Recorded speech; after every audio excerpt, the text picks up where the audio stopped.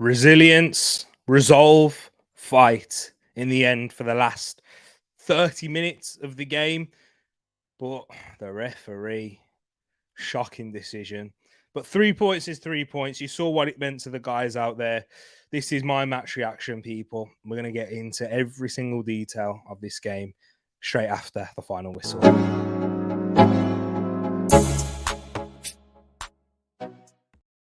Big 3 points at Selhurst Park with 11 men. It's difficult under Roy Hodgson. They've had a good, they've got good form since Roy Hodgson's come in. They've not lost a single game at home until tonight. So it's a big 3 points. You know, earlier in the season, you know, we have to look at what Manchester City have been doing. They've got 6 points. We've got 6 points to our name as well. But this game, it turned on a refereeing decision. But before we get into the refereeing decision, I just want to big up to everyone that's watching here live right now. Hope you're keeping good and well, people. Love to see it in here. Let me go through a couple of your comments first before I give my thoughts onto the game. Eagle-Eyed Nate over at Eagle-Eye Football, one of my brothers over there. Go check them out over at Eagle-Eye Football. Says we lost against 12 men. We lost against 12 men. All banter aside, Arsenal deserved the win, but not by much. David Coote is a waste, man. Tomiyasu, second yellow, was a joke, even as a Palace fan. Yeah, I think you can kind of understand my thoughts on that as well. Big up yourself, though, Nate. Moss in the building saying, where are you? Where are you? Dermot Gallagher. Parla, Owen, trying to understand this ref decisions. Only player should have been off was IE, Moss is saying. Tezzy May, 6 points from 6. Come on, you Gunners. Huge victory in the end. And, you know, it's massive. And when you look back at the end of the season, well, we know how we have to look back at these games, and every point matters when you're in a title challenge, in a title race up against Manchester City. And it was scruffy in the end. After Arsenal had really good grip on it, control of the game, we were a better team, I thought. We had chances in the first half, which Eddie and Katie should have put away. We're going to talk about them. But first, I want to bring up the lineup and discuss what we saw on that pitch in terms of the lineup, because it drew a lot of eyes and it drew a lot of questions and eyebrows raised from fans because they wanted to see something different going into this game from what we saw up against Nottingham Forest in the first game of the season. But here we go. This is what we saw here. From in goal, Ramsdale. Partey remained at right back. Ben White, Saliba, Tomiyasu, who's in at left back. Declan Rice in the middle, Odegaard, Havertz, Saka, and Keita Martinelli. And if you are a subscriber to this channel, if you are new, please do hit that subscribe button. You are welcome. I was actually championing this system. I was happy that he maintained it. I was happy that Tomiyasu came in for Timber, someone who looks like a natural fit in that role. That was, you know, coming from a right footer who's going to naturally invert in at the left. And I trust him defensively, 1v1, better than, you know, Tierney or Zinchenko. And Zinchenko is not quite fit yet. So I think it was good. And talking about some individual performances, I thought Thomas Partey was excellent. And that was where a lot of people didn't want to see him playing at right back. I think he had a real good control and influence on the game there. And he inverted a lot. You saw it from the very first moments of the game, him coming inside, allowing us to create that overload in the middle where Palace are trying to really pack out centrally. That's where Palace are strong with their midfielders, with Jefferson Lerma and Chet the Corre's linked to Liverpool. I thought we had a real good grip on the game. We was patient in our build-up in the first half. We worked it out to our wingers and our wide men who, let's be honest, they weren't at their brilliant best tonight. That is for sure. But we've still maintained our good control and grip. And Palace looked like they were maintaining and having a good threat on the counter-attack as well from the early beginnings of the game. But Arsenal, we seem to maintain them. And William Saliba. We saw him last year in his first game at Crystal Palace, and that was a taste of what was to come. And we saw a wonderful player blossom and grow over the season. And tonight, he was immense. He had that one error where Jordan Ayew pounced upon it, and it looked like Jordan Ayew was going to get a shot off. But Saliba was outstanding. His recovery pace. I love my boy Gabriel Magalhaes a bit too. When he came on, he was excellent. But if that's Gabriel in that situation, we know it's a penalty or a goal, unfortunately. But with Saliba, he shows brilliant composure and excellence, and he doesn't ever lose his head. Rolls Royce, you hear the name, you hear that being spoken about when it comes to this guy. And through minute 1 to minute 99, he was excellent. He was brilliant. One of the contenders for man of the match. He wasn't my man of the match. For me, that is Declan Rice. I thought this is where he grew into his own. We've kind of seen in the early preseason games, in the Manchester City one and Nottingham Forest, him improve gradually, game by game, especially minute by minute in these early stages. But tonight, he spoke about it in the interview just at the end of the game on Sky Sports and said, I had a good feeling going into it tonight. I just thought I'm going to go out here and perform. And my word, perform he did, winning the ball in transition, stopping Crystal Palace from being direct. And that was their game plan. They're a very well-drilled side. Roy Hodgson has done a fantastic job. And you can see why, since he came in, Palace have improved and they've picked up more wins and they've been resilient and they've won. Well, they've not lost a game at home at all.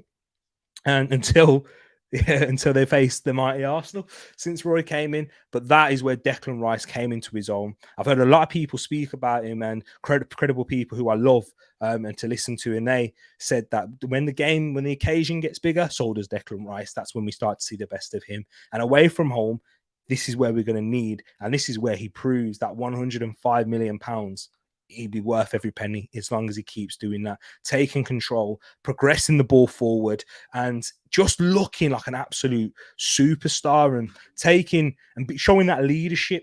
The passes, he was playing a lot more aggressive and forward passes and spraying it out wide. We've seen that in his time at West Ham, where he goes from that left and pings it out to the right. You saw it there to Saka, but you also saw it from the right to left to Martinelli, and he was working really well.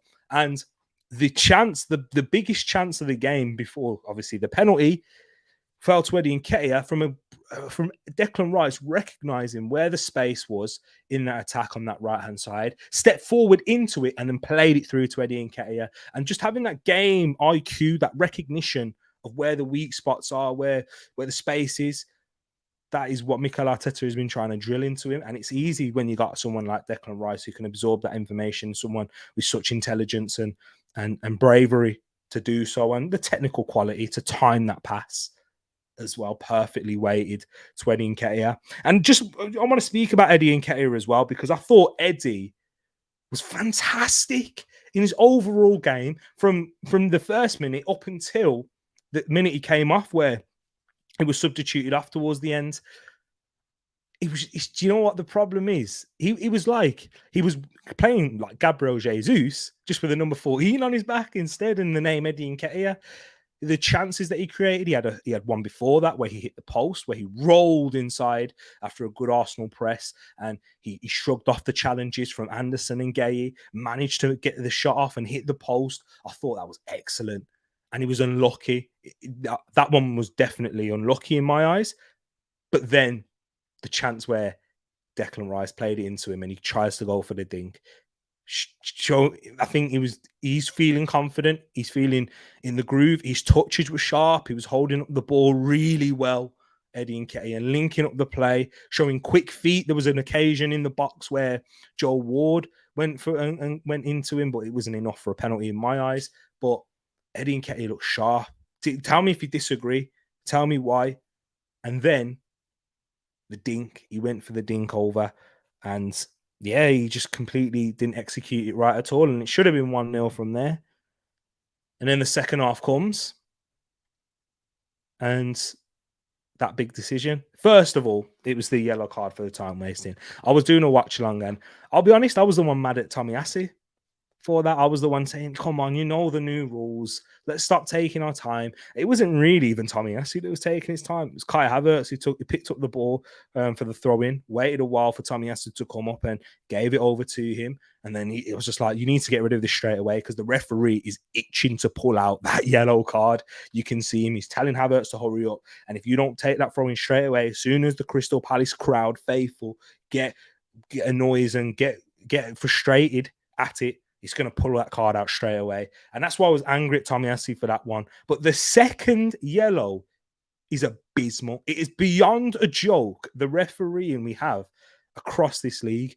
There's only two referees I don't mind and I really like, and they're not perfect. They make mistakes, but they have a real sense of how to manage the game, how to control it, how to not be the ones at the foot that at the not trying to take that star element. That's Michael Oliver and Anthony Taylor. Chelsea fans are listening; they'll hate me saying that, but I think they're the two best ones. And then below that, the standard is shocking. David Coote lost control of the game from then on in, and there was moments where Crystal Palace, I thought, they were getting soft free kicks, and then it was us who's getting soft free kicks, vice versa. I think it was just a shocking referee overall.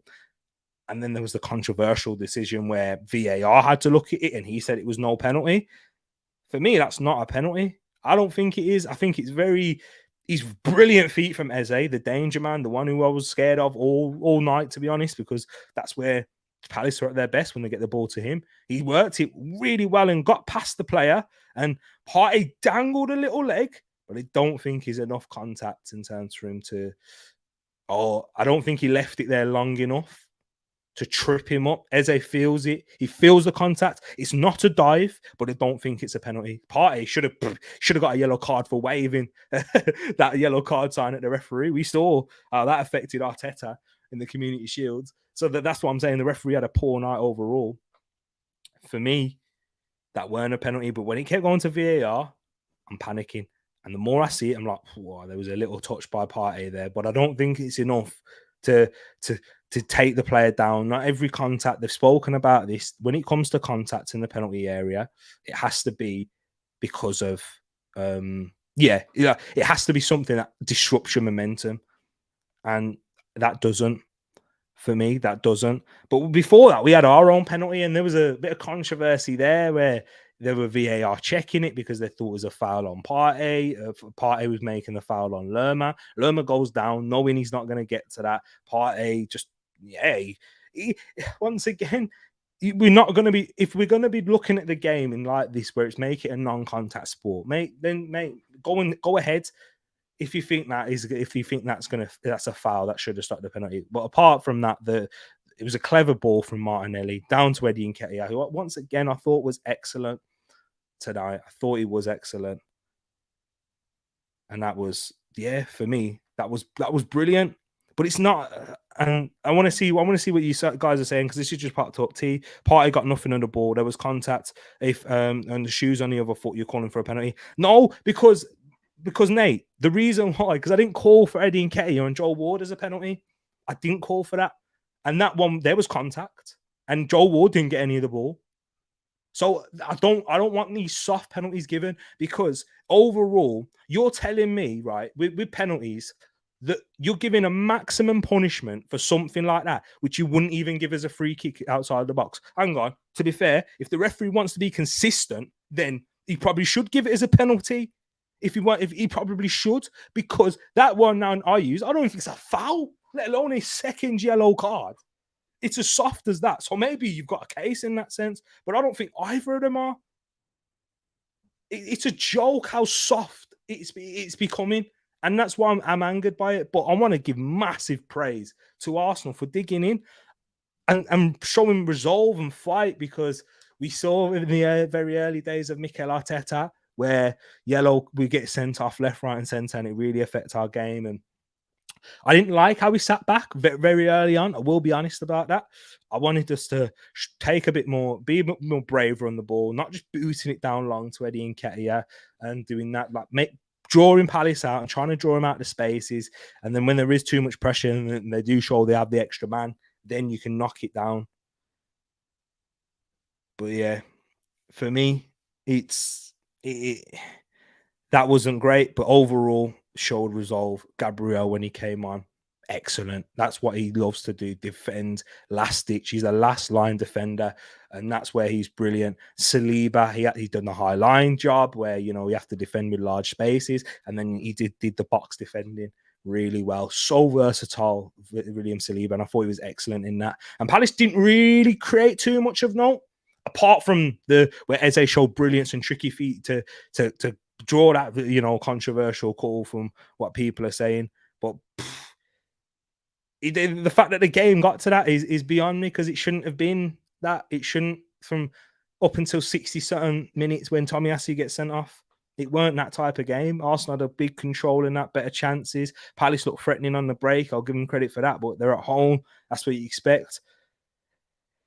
But then, yeah, this is what I'm saying. The referees need to sort out, because big up ends in the building. I see you in here, because literally the reason I've said that is because I saw a shocking decision for McAllister.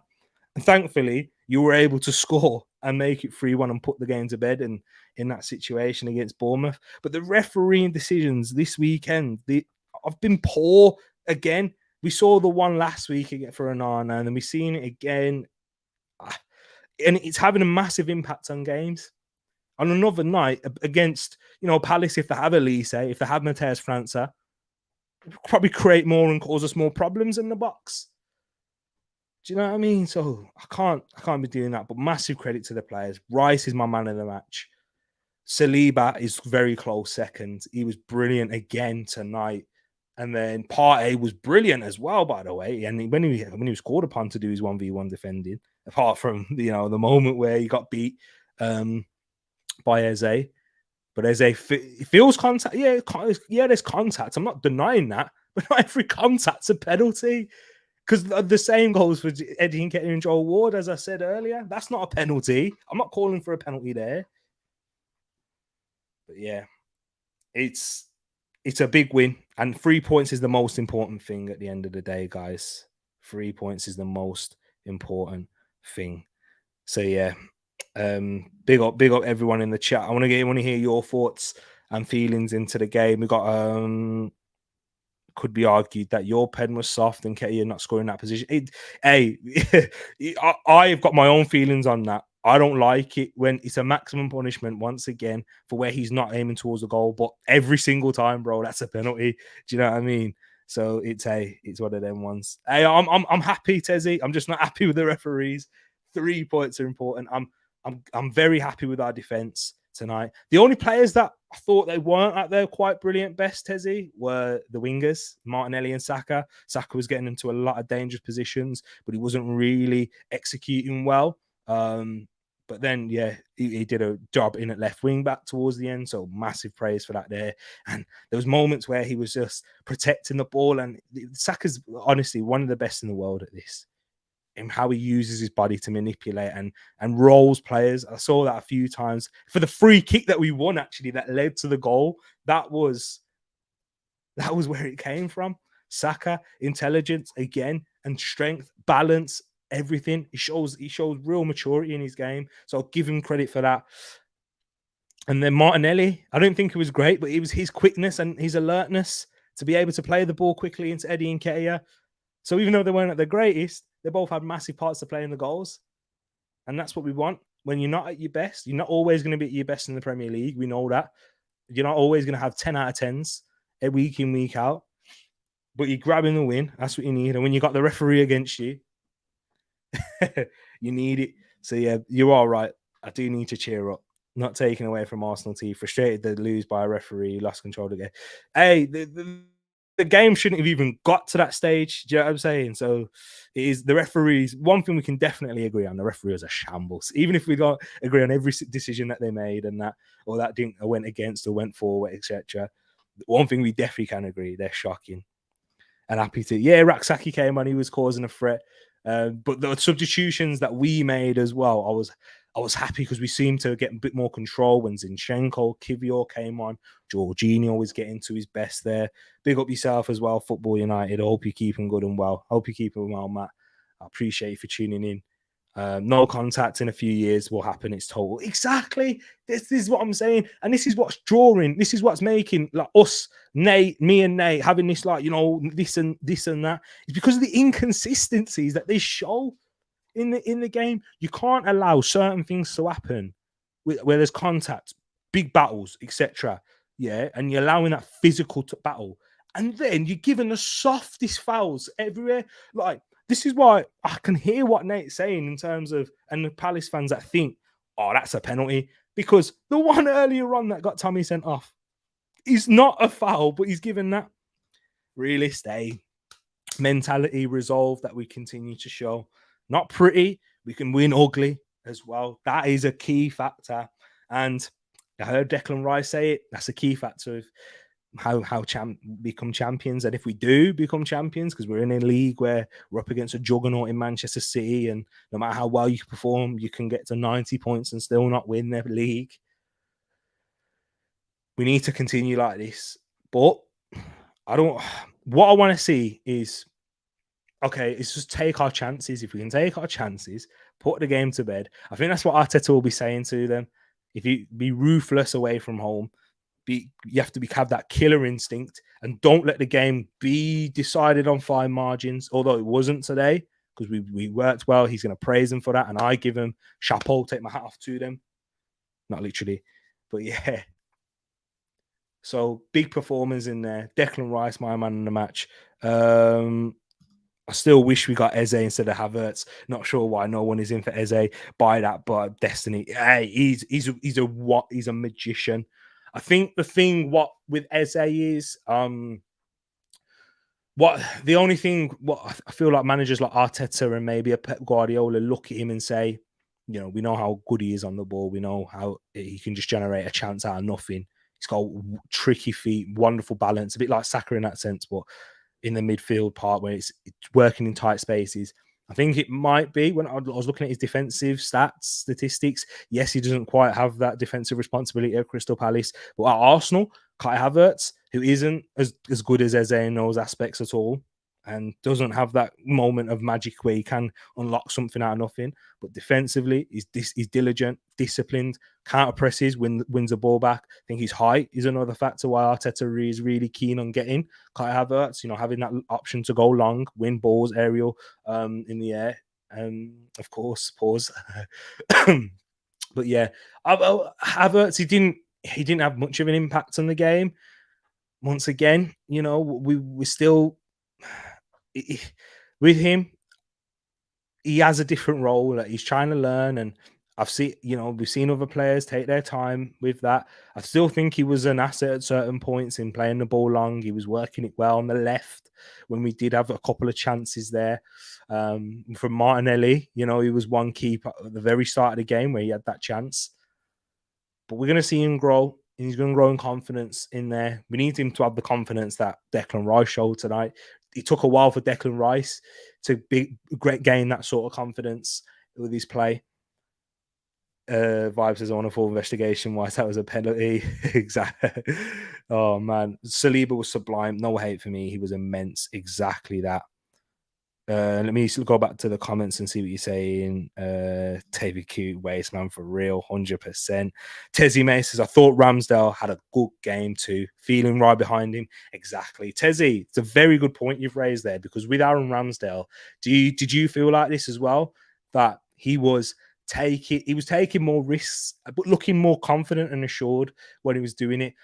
He didn't just boot the ball long every occasion, which we kind of saw towards the end of last season.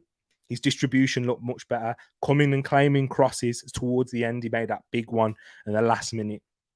And it really eased the pressure off us there.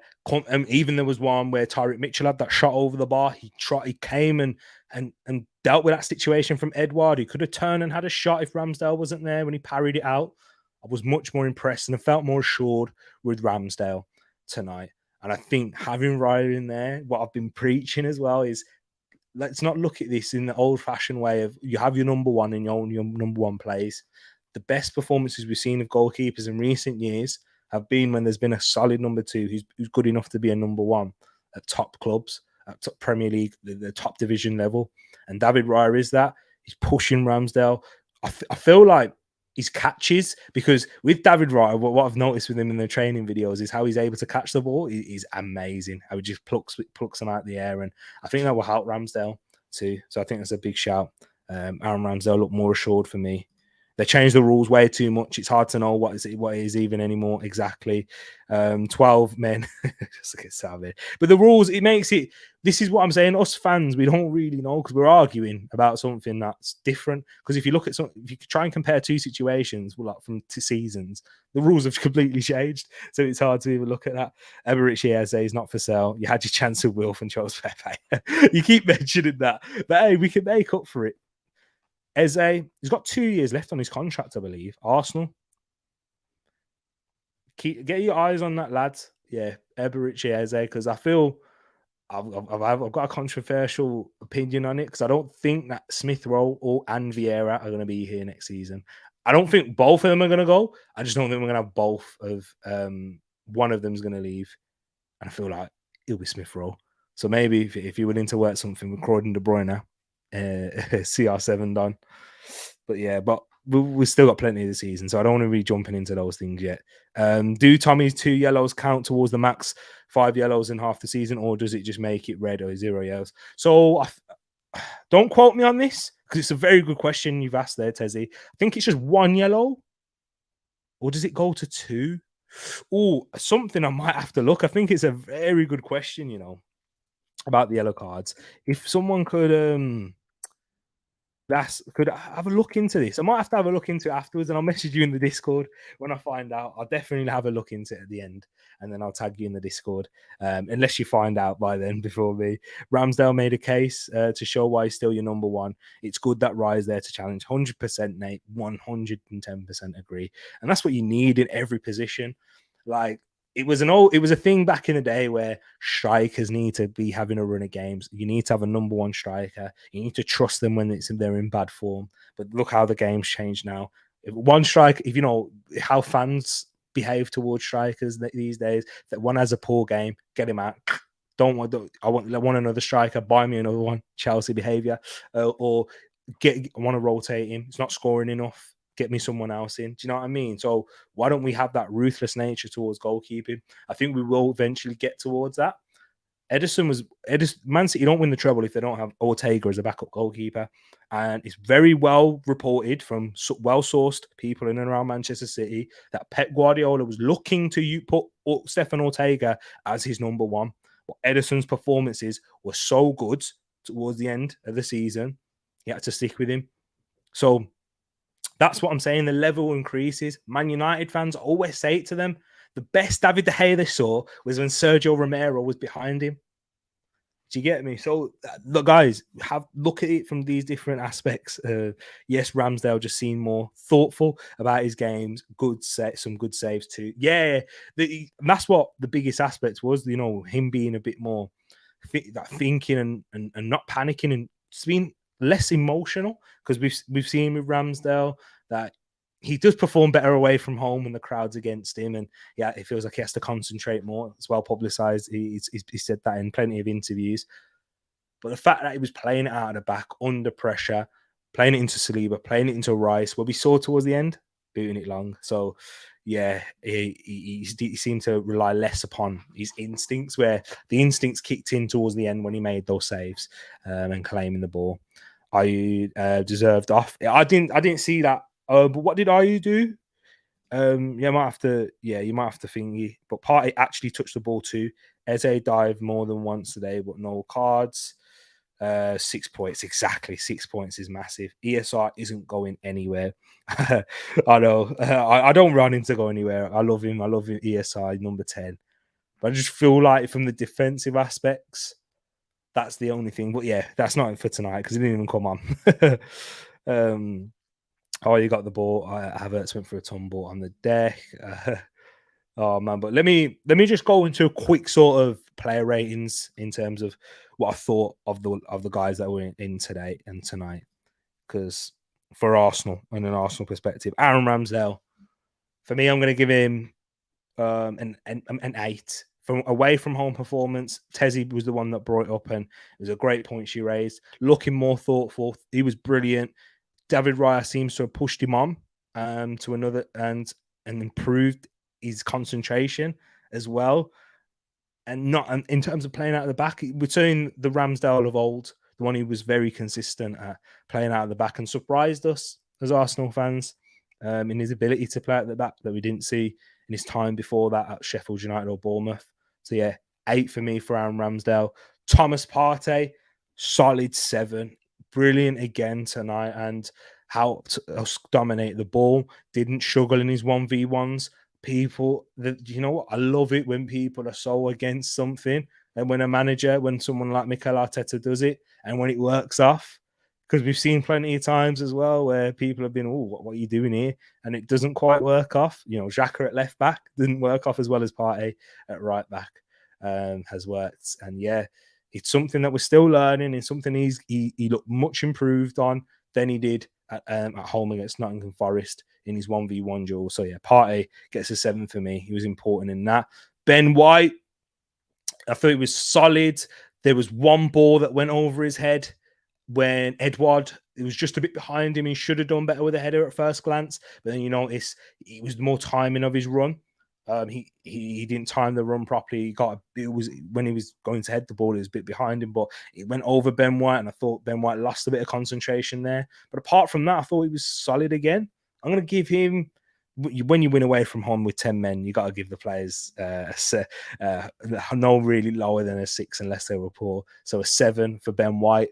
And then also for Saliba, if I'm going to give him, if I've given Ramsdale at 8, I don't usually do 0.5s, but I'm going to give Saliba an 8.5. Excellent. Excellent. One mistake he had, he corrected it. I don't care if you make mistakes when you can make up for it in a way that he does. 8.5. I waxed lyrical about him earlier on. Tomiyasu, I thought it's so harsh for him to get that. He's so bad. It's so harsh because people will look at this now, and I don't want him to lose confidence because I thought he looked much better tonight. I thought he looked more assured. He was going forward, linking up well, maintaining width for someone who's not left-footed. He had showed good energy. He came up against Jordan Ayew, who I thought was really good for Palace tonight. One of their most dangerous players, Jordan Ayew. So yeah, I want to give Tomiyasu a 7. I do. I really do. I thought he was decent, man. And the red card's harsh. The yellow card, yeah. The first one, Tommy, you know, the referee's asking for it. Just sense it there. Yeah, he might not have been wrong or whatever, but hey, you gotta go for it, man. I mean, you just gotta go play to the atmosphere, play to the referee. Referee had no control. Don't let him make decisions. Just you control the game. Don't let the referee do it. So yes, I'll give Tomiyasu a 7. A 7. I don't want to give him any lower than that. I've not given anyone lower than a 7 yet. And then in the midfield, Declan Rice, 9 out of 10. He would have been a 10 out of 10 if Eddie would have finished his chance, but he did everything I wanted from him tonight. This is the Declan Rice that we signed, and winning the balls in transition, stopping them, putting fires out, getting his way around, feeling confident, spraying the passes left to right, progressing up the pitch, driving forward. Declan Rice, 9 out of 10. Excellent. Martin Odegaard, a lot of our chances came from the right-hand side. I thought Martin Odegaard was good tonight. I'm going to give him an 8 as well. Of course, the situation in the game changes it, and I think that would have been perfect for Odegaard when the game gets a bit more stretched, when Palace are having to go for the goal, and Martin Odegaard's able to play it out and really work well in spaces with Saka and connect. But we didn't get to see that, and that's thanks to the referee. But yeah, I'm going to give Martin Odegaard an 8. I was impressed what I saw from him. Kai Havertz on the other side, yeah, not great tonight. Not the worst either. Defensively, he did a shift. He worked well in those areas. Well, actually, I say that in the first half, I thought it was probably a little bit too easy to play for our midfield when Havertz was in there. So I'm going to give Havertz a 6. He weren't horrid. He wasn't horrendous at all. Like, he weren't getting him off. He was terrible. 6 is not a bad score. Do you know what I mean? It's not. I'm happy to give him a 6. Yeah, happy to give him a 6. And in the front three, Bukayo Saka. It was a 6 up until he won that free kick. So I'm going to give Bukayo Saka a 7. Yeah, he wasn't at his best tonight. Him and Martinelli, I don't think they were. But to have the last laugh and go and be a part of that goal-winning contribution, with Saka winning the free kick, Martinelli playing the ball quickly, it was brilliant. Before I get into the final ones, I want to big up everyone in the comments here, in those of you watching live right now. I really do appreciate you. If you're watching afterwards, hope you're keeping well as well. Let me know your thoughts in the comments. Eddie in the building saying, big up T, big T. Just saw your chip challenge. Wow, at least Arsenal won for you tonight. That looked painful. I know, it eased the pain and it was worth it. Well, I felt like I was going through that one chip challenge for the last 10 minutes or so. My belly certainly did, but nah, it was worth it in the end. Big up my bro Louis. He is a Crystal Palace fan. You know, we got a good family over here at Eagle Eye Football. Got a lot of love for you all. Appreciate you, my bro Louis. And yeah, let me know your thoughts on the game too. News came in. Al Ittihad were bidding for Gabriel, and Arsenal no interest at all. That's what I like to hear. Big Gabby. You're not going to get a better left-footed centre back for the price that, you know, under or the same as Gabriel Magalhaes when you've seen Josko Vardio go for 78, 90 million. Yeah, it's crazy. Manny in the building as well. Hope you're keeping good, Manny. Says, evening, Tereak. It was ugly, but a win is a win. I guess we've got problems. What problems do you think that we've got, Manny? Because yeah, I felt like before that red card, we looked very assured in our performance. And the only problems that I felt like we had really was not putting the ball in the back of the net. And that was my main issue. Big up in the chat. Big up to the chat as well. Blessings to you, my bro Manny. Eze fell asleep on the free kick. So yeah, I didn't even think about that from a Palace perspective, but that's what I'm talking about when it comes with Eze, how brilliant he is. And that's probably why I still think he's at Palace in a sense. And that's no disrespect, because Palace are a big club and Premier League club and deserve to be, and a very good team. And they're going to take some scalps at home this season. But why Eze and how magical he is on the ball and how he's able to create everything and just create something out of nothing. I mean, it's the defensive concentration. That's massive. You defend with 11 players, you attack with 11 players. And that's it, man. That's probably why Zaha was at Palace for so long too. We need Mama T in the building to make more appearances. Hey, I need to be in more pain, and then natural nursing instincts will kick in. Yeah, that's what it is. Manny says Ramsdale was decent, but again, he can still do better. He needs a competition. I thought Ramsdale was decent tonight. I think he looked better than what we saw in pre-season or towards the end of the season. I like the fact that he was distributing a lot more. But it'll be interesting to hear what you're saying. We've got left back issues now. Arteta must be criticised for his tactics. He threw Tomiyasu under the bus, and Saliba at times looked stretched to stick to a flat back four. But I think that's how we're able to dominate and be so high up, Manny. And that's why I think we're able to get so much possession, create many chances that we do, overloading players in midfield and in the box. And it might look like that was stretched at times. I think, you know, from a heart perspective, it ain't good. But I think it's because he trusts these players. And I remember Pep Guardiola, John Stones made an error. And this was in his first season. And everyone was criticizing, throwing John Stones under the bus. This is when people weren't rating John Stones. And he said, I love John Stones because the defend for me in my team is not as easy as defending for any other manager. I ask a lot. I ask my defenders to defend in height, a lot of space in behind, to be very good on the ball and to be able to carry it under pressure. And that is what Arteta's doing here. And that's why we need the best of the best.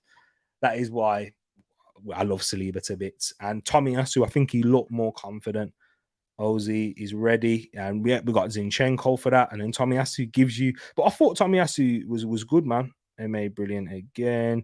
But yeah, people. The final two ratings I want to give is Eddie Nketiah and Martinelli. And I'll save Eddie Nketiah till last, because I don't think a lot of people will agree with mine. But Martinelli, because once again, he was probably a 6, maybe a 5. Him, you know, I'd say even lower than Saka before that quick thinking, because he wasn't as involved into the game as Saka, whereas Saka still had a big influence on proceedings as was attacking a lot more down our right. But because he played that pass and he was very sharp and alert, and this is something we saw in pre-season, by the way, where Eddie against Manchester United, where Eddie had that chance to shoot and he should have scored, I think we've seen it a couple of times. It was against Monaco as well. We played that slip ball in behind, a quick free kick. It's something that we've worked on. It's something that Nicholas Yerva's been earning his money on, and it worked out tonight, and it got us the penalty. So Martinelli probably got the bump. He's 6.5. 6.57. He was frustrated when he came off, and I like that because it's the referees the reason why he's had to come off, because Martinelli he started to grow into the game once again. Big spaces in behind when teams have to push up. Martinelli is at his best. He can work in the tight spaces well, but Martinelli with big spaces in behind. That's why you've seen him play well against Trent and do well against Liverpool in particular, because of how they defend and how he likes to attack the space in behind. And yeah, I think he struggled because Palace made it. It was tight. It was hard to. It's a small pitch, and how compact Palace are, it's hard to get those spaces in behind. So yeah, and also other reasons. I don't think the left-hand side connects as well as the right. We're not symmetrical in that sense. When Zinchenko's there, we look a lot better on the left, and we seem to have a lot better cohesion and intricacy. And I think with Havertz and Zinchenko, it'll be interesting, but I don't think you can play that away from home. I'm not sure if you can, because of the amount, with Zinchenko there. I think the balance is a bit better when you've got like three along the back, who at least three centre backs. Whereas if you have a Partey inverting and Zini inverting, I don't know, probably a bit too much, but that's just me. But yeah, Eddie Nketiah, I'm going to give him, I want it. Do you know what? I'm doing it because I'm basing it on his performance. Yeah. I'm going to give him an 8. People are going to be like, what? 8 for Eddie Nketiah? He missed 2 glorious chances, but everything that he did for that. And I'm thinking of it from a coaching perspective. I've done a couple of coaching badges. So this is what they would look at, and just being around some decent and good level coaches who actually know what they're doing. They only care about is what you do to get into those spaces. Putting it away, yeah, that's massive. But if that is repeatable, at least, that's why Havertz, that's why Nunez, that's why, Haaland scores as many goals as he does, but he's a better finisher. He creates so many chances. Haaland misses the most chances in the league. Missed the most chances in the league last season, because what he does is repeatable. His movements, how the team plays, how they're working the spaces in behind. That's what I want to see. That's why people love Jesus. That's why coaches love him. This is why when you sometimes see players and you're like, your head scratching, you're like, why does the manager really like this striker when he's not very good? Why does he continue and persist to play him? It's because of what the other aspects they bring. And Eddie created this first chance where he hit the post really well. His hold-up play was good. He was working well in tight spaces. And his link-up, I think he worked really hard and he looked sharp. So I'm giving him an 8. I know people will go not really agree with that, but that was my thoughts and opinions on that. I'm gonna go to the comments now and see what you're saying, and then I'll wrap it up from here. But let me scroll back up. Not worried. Kivior were good too. Yeah, I forgot actually the subs. I forgot to rate the subs. Gabriel, you know what? Thank you for bringing that up. Let me just do a quick ratings on the subs, yeah, because I think they deserve it, to be quite honest. Because especially Gabriel Magalhaes, big performance coming off the bench, heading the balls away, showing that leadership. Took the captain's armband when he came on off of Odegaard when he came off. I'm giving a 7. Strong performance for that. Jorginho. When we brought on Zinchenko and Kivior, that's when Jorginho looked better. 6 for Jorginho. Kivior didn't really have to do much, but I'm glad he didn't. So I'm giving a 6 there.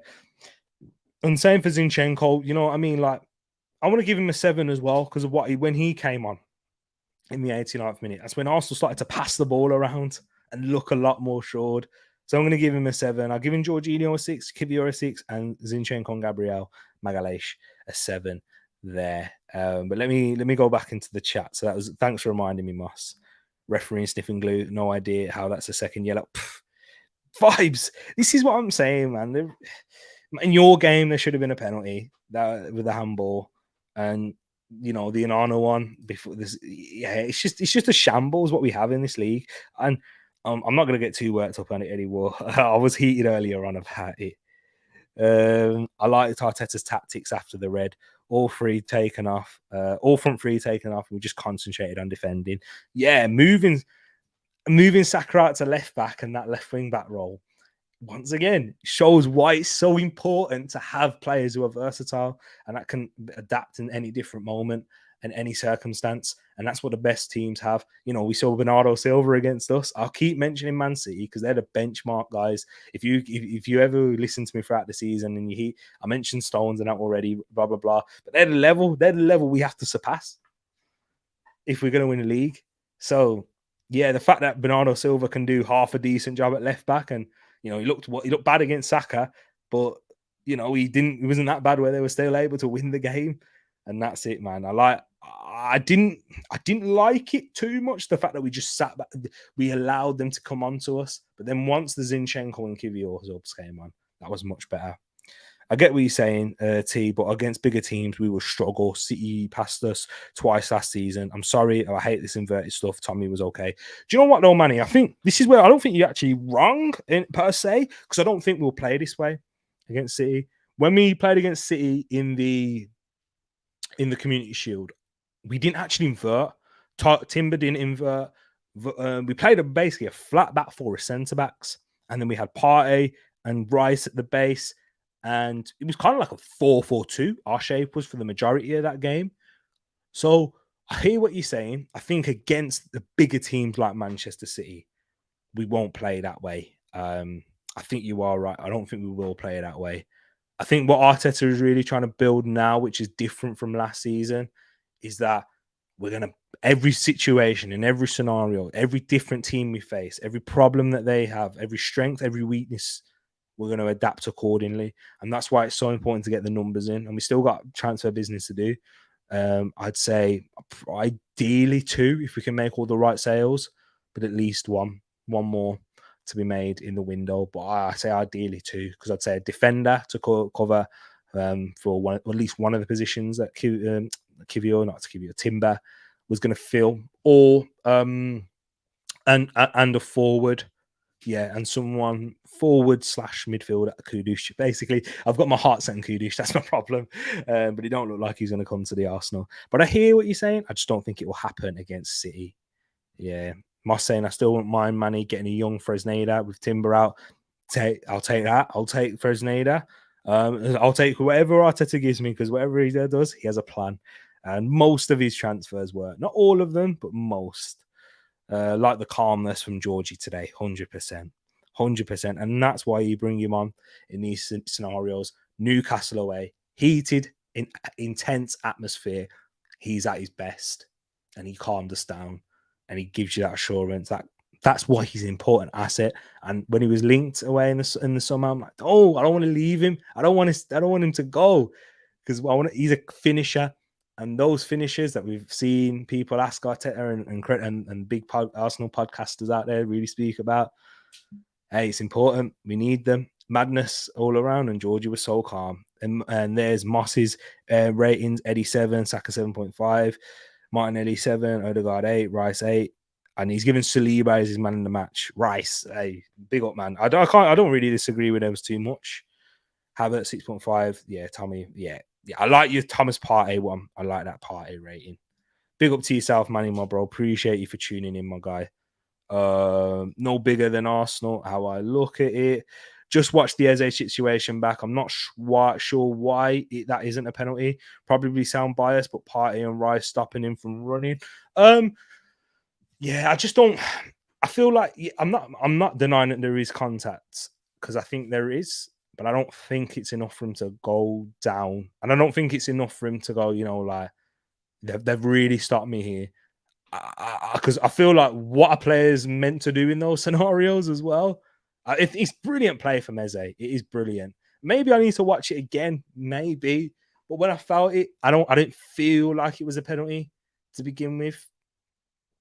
Eze was pretty confident. Partey was very confident in saying no, but you always see that.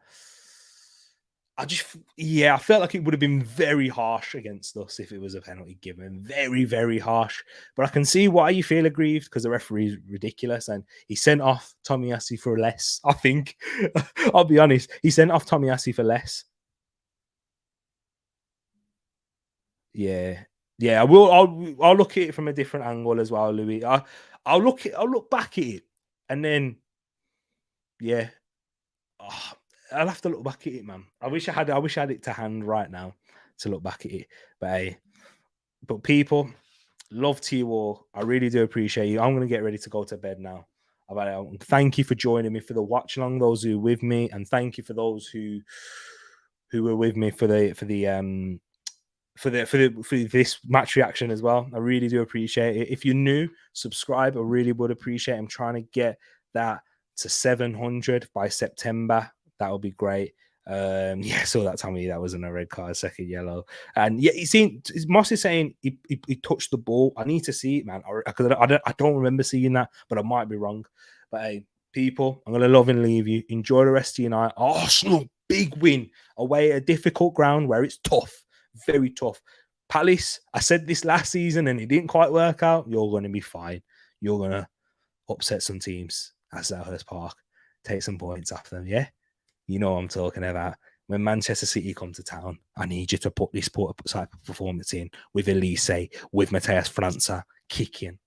Palace, now we've had this move this game out of the way. I will need you to do us a favour. Big up Palace, but come on, you Gunners. Love to you all, and I'll catch you maybe tomorrow, maybe. But yeah, definitely Wednesday at the latest. Take care, people. Sleep well.